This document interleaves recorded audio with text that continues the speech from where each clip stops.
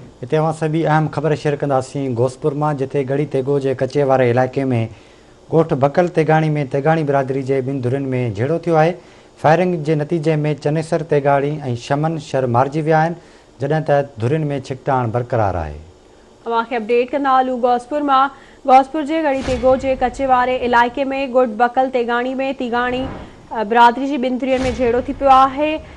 Firing भी कई वई। गोलियूं लॻण सबब चनेसर तेगाणी ऐं शमन शहर मारिजी विया आहिनि, जॾहिं त धुरियुनि में छिकताण पैदा थी वई आहे। इलाइक़ो जंग जो मैदान बणियल आहे। अवांखे अपडेट कंदा हलूं। अहम ख़बर आहे त घोसपुर जे गढ़ी तेगो वारे इलाइक़े में ॻोठ बकल तेगाणी में तेगाणी बिरादरी जी ॿिनि धुरियुनि में झेड़ो थी पियो आहे। गोलियूं लॻण सबब चनेसर तेगाणी ऐं शमन शहर मारिजी विया आहिनि। धुरियुनि में छिकताण पैदा थी वई आहे।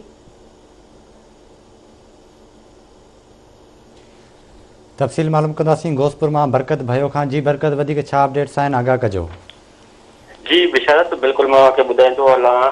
मां अफ़सोसनाक वाक़े खां आगाह कंदो हलां त गढ़ी तेगो जे कचे वारे इलाइक़े नापरकोट थाणे जी हद जे ॻोठ बकल तेगाणी में तेगाणी बिरादरी जे ॿिनि धुरियुनि में खूनी तकरार हिकु भेरो ॿीहर भड़की उथियो आहे। गढ़ी तेगो जे कचे वारे इलाइक़े जे ॻोठ बकल तेगाणी में बकल तेगाणी धुर ऐं ख़ैरबख्श तेगाणी धुर में झेड़ो थी पियो आहे। ख़ैरबख्श तेगाणी धुर जे हथियार बंदन रात जी ऊंदाही में बकल तेगाणी जी ओताक ते अंधाधुंध फायरिंग करे ॾिनी। कुछ देर ताईं ॿिन्ही धुर में फायरिंग जी ॾे वठि जारी रही। गोलियूं लॻण सबब ओताक ते सुतल चनेसर तेगाणी ऐं महिमान तौर रहियल शमन शर गोलियूं लॻण सबब थॾे ते मारिजी विया। ॿिए पासे हमलेआवर मौक़े तां आसानी सां फायरिंग कंदा फरार थी विया। इतला मिलण बाद हद जी पुलिस हिन वक़्त ताईं वाक़े वारे हंधि न पहुची सघी आहे। वाज़े रहे त तेगाणी बिरादरी जे ॿिन्ही सौटनि में खूनी तकरार कुझु साल अॻु ज़मीन जी मालिकी तां शुरू थियो।